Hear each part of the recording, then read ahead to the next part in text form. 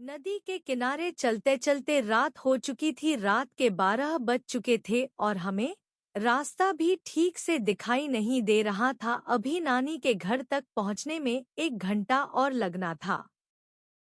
तभी मेरी छोटी बहन बोली, पिताजी अब मुझसे और चला नहीं जाता, थोड़ा आराम कर लो। मेरी बहन अभी 6 साल की थी, इसलिए शायद उसे चलने में तकलीफ हो रही थी, जो शायद ऐसे उबड़ खाबड़ रास्ते पर चल नहीं सकती थी। चलते चलते 2 से ढाई घंटे हो चुके थे। फिर मेरे पिताजी ने मेरी बहन को कंधे पर बिठा लिया और फिर चलने लगे। चांदनी रात थी, इसलिए थोड़ा और दूर चलते चलते हमें नदी भी दिखाई देने लगी। चांदनी रात थी, नदी बहुत चमकती दिखाई दे रही थी।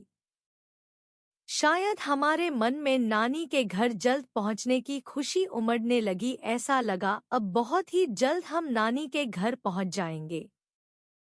चलते चलते माँ शोभा और पिता कौशल और बड़ी बहन राधा जो कि 14 साल की थी और मैं राम जो कि 10 वर्षीय था, अब हम सब भी बुरी तरह थक चुके थे।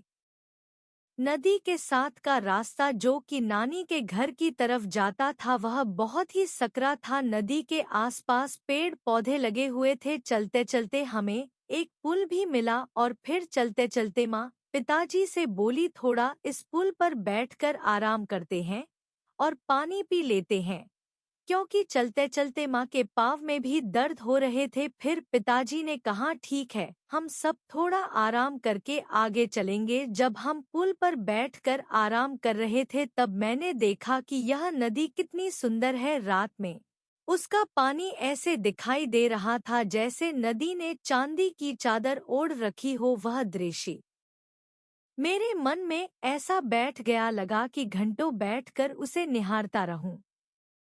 मेरी बड़ी बहन राधा को तो सिर्फ नानी के घर जल्दी पहुंचने की पड़ी हुई थी, इसलिए मेरे कितने बुलाने पर भी उसने इस मनमोहक दृश्य को नहीं देखा। मैं बोला, दीदी देखो नदी कितनी सुंदर लग रही है, पर वह बोलने लगी, तुम नदी को देखो, हमें तो जल्द सिर्फ नानी के घर पहुंचना है ताकि नानी के हाथ की बनी दाल चावल खा सकूं जो कि वह बहुत ही स्वादिष्ट बनाती है। पर मैं फिर भी उस नदी को ही देखता रहा, मानो जैसे वह मुझे यह कह रही हो, तुम यहीं बैठकर मुझसे बातें करो। अब हमें फिर से चलना था क्योंकि रात बहुत हो चुकी थी और मेरी छोटी बहन पिताजी की गोद में ही सो गई थी। वक्त बीतता जा रहा था।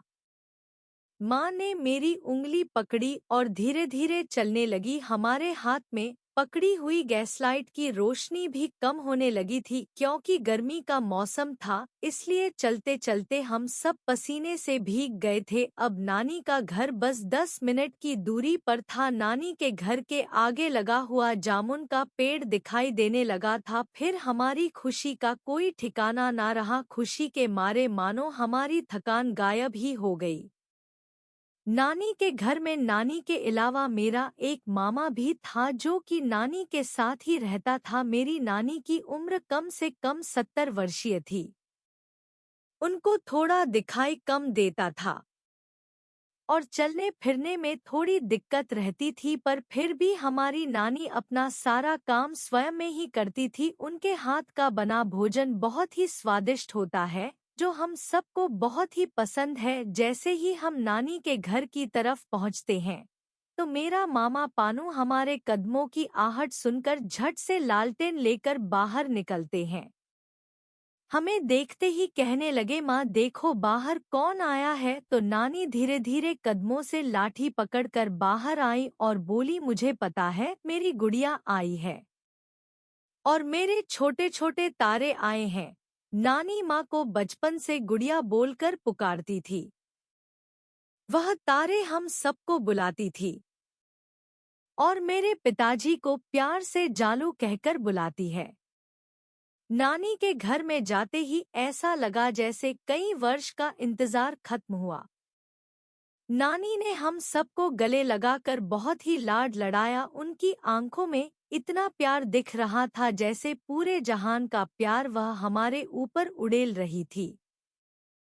माँ आते ही रसोई घर में जाने लगी ताकि हम सबको बहुत भूख लगी हुई थी। मेरी नानी ने अपने हाथों से हमारे सबके लिए बड़े प्यार से आलू की सूखी सब्जी और दाल चावल बनाए हुए थे। नानी चाहती थी वह हम सबको अपने हाथों से खाना परोसे, फिर माँ हम सबको हाथ मुंह धोने के लिए और कपड़े बदलने के लिए कहती है, फिर हम सब नानी के हाथों का बना खाना खाने लगते हैं। वह बड़े प्यार से हमें दाल चावल आलू की सब्जी और अचार देती है। हम सब भी उतने ही प्यार से नानी के हाथों का बना भोजन खाते हैं।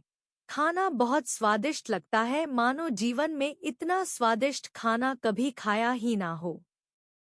खाने के बाद हम सब बैठकर बातें करते हैं, लेकिन पिताजी के कहने पर क्योंकि हम सब बहुत थके हुए थे, सोने भेज देते हैं।